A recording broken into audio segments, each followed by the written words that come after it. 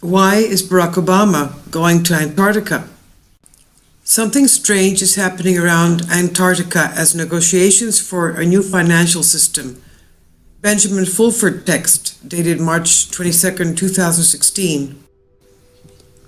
Something is happening around Antarctica these days that is shrouded in secrecy, but is also attracting a lot of heavy hitters. The visit to Antarctica by Patriarch Kirill of Russia, the head of the Russian Orthodox Church, in February was the first sign of something unusual happening. Now, this week, U.S. presidential spokesperson Barack Obama will be visiting the Nazi South American headquarters in Bariloche in southern Argentina. Just before the Obama visit, it was revealed that China has built a giant space exploration base in southern Argentina. Following this revelation, the Argentine government reported that they sank a Chinese fishing boat near a restricted area off the coast of southern Argentina. Pentagon sources say the boat was probably a Chinese spy vessel, since a normal fishing vessel would have responded to Argentine warnings. Furthermore, the heavy-handed Khazarian mafia attempt to overthrow the government of Brazil has now failed, depriving the Khazarian mafia of Brazil as a place to flee now that the American people are waking up to the crimes that have been committed against them, CIA sources in South America say. Now CIA sources in Asia are saying their connections, who are above the government, are all flying south this week, and hinted strongly that south referred to Antarctica. This is all very interesting because years ago, Paul Lane, a source in Pentagon military intelligence, told this writer the then state-of-the-art UK guided missile destroyer HMS Sheffield had been captured by Nazis operating out of an undersea base in the region. The Sheffield was supposedly sunk in 1982 during Falklands War between Argentina and the UK by an Exocet missile. This increase in high secret activity in the southern hemisphere near Antarctica is somehow connected to ongoing negotiations over a gold mine in Papua New Guinea that Lane also indicated was the location of a Nazi secret base. America's top spy, James Clapper, flew to Australia last week in what Australia media reports describe as a secret visit. One topic of discussion is the revelation a Chinese company has acquired a 99-year lease on an Australian harbour at Darwin that includes Australian naval facilities. However, there is also a very different agenda being discussed connected to gold and secret bases. CIA sources in Asia say that also present at the meeting were top Indonesian and Australian military officials. At one level, the discussions are about allowing the U.S. military to station a fleet around Badua Island close to the South China Sea. At another level, the negotiations are also about giant new gold and platinum reserves found in the same general area as the giant Freeport McMoran mine. A secret base is located there, Indonesian sources say. Indonesia President Joko Widodo is also expected to visit this week the Indonesian Equator Monument that's supposed to be the location of a giant gold stash, the sources say. The U.S. military is keen to build a giant new harbor there, in part as a cover for a gold recovery operation, CIA sources say. Meanwhile, the Asian side has revealed more details about a gold transaction being negotiated in order to provide funding for the creation of a future planning agency. At present, 8,000 metric tons of gold worth about $320 billion at current market prices are on offer by the Asians at a 13% discount from the market price.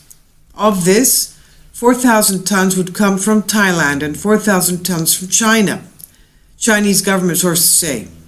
Of the 13% discount, 10% would go towards setting up the planning agency and the remaining 3% would be for commissions, the government officials say. The gold on offer is what is known as black gold or off-ledger gold. This gold, mostly held by Asian royal families, has been kept out of the Western financial system because allowing the Asians to cash their gold would give them overwhelming financial and thus global power. In this deal, the Asians would get dollars and other hard currency that can be used around the world, while the gold-starved Westerners would be able to replenish their bullion coffers. As of this writing, no formal Western response has been received for the 8,000-ton offer, but one is expected soon. In related news, this writer participated in a taping of a Japanese Prime TV show due to be aired on March 31st that will show the Japanese public clear evidence of Western cabal's plans to kill 90% of the world's population. The show includes footage of the notorious Georgia Guidestones.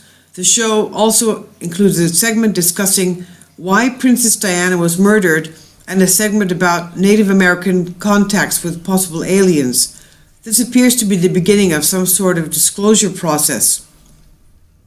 It must be noted that this show must have been approved by U.S. Ambassador to Japan, Carolyn Kennedy.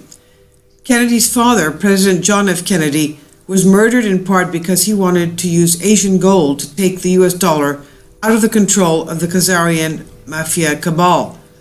We are also now hearing from the U.S. military that the North Korean submarine sunk recently was actually an Israeli submarine that was sunk on March 11th in remembrance of Fukushima. However, Pentagon sources say Israel still has 2 more subs and much more to pay because 16 U.S. ships that aided Japan in Operation Tomodaichi after the 3/11 cleanup are still contaminated. Another Khazarian crime that is still to be fully punished is the downing of Malaysia Airlines Flight 370. Pentagon sources say that Goldman Sachs may have been used to pay Malaysian Prime Minister Najib Razak $680 million to help cover up the hijacking of this plane to prevent the return home of 20 Chinese engineers working for Freescale Semiconductors.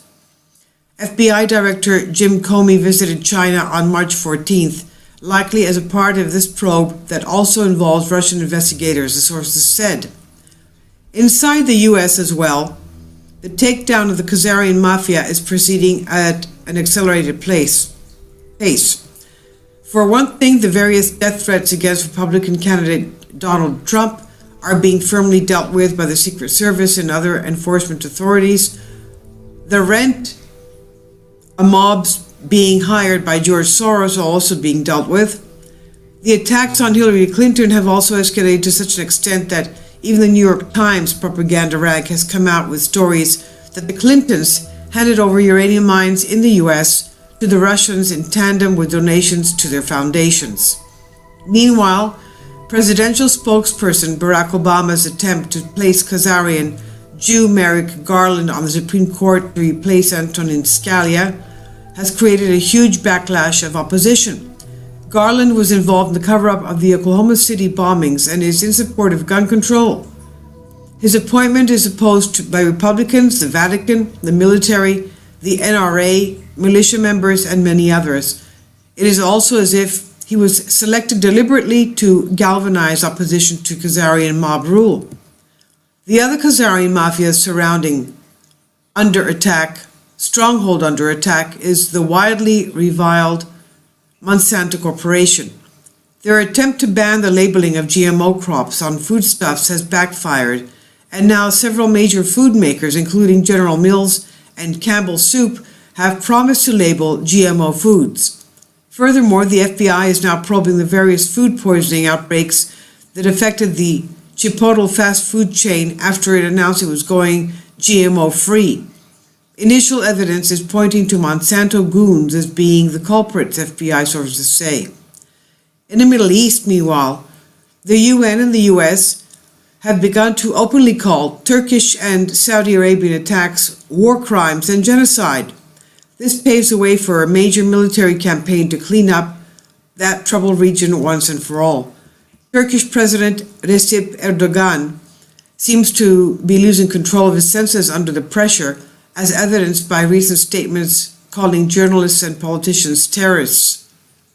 The Turkish military know they will have to dump him if they are to save their country from dismemberment. It may be already too late for the Saudi Arabia to do the same. A Saudi prince who was involved in the attempt to offer the White Dragon Society $25 trillion to go away, once admitted, quote, "We have been obeying them for so long," unquote, that his country's rulers could not contemplate any other course.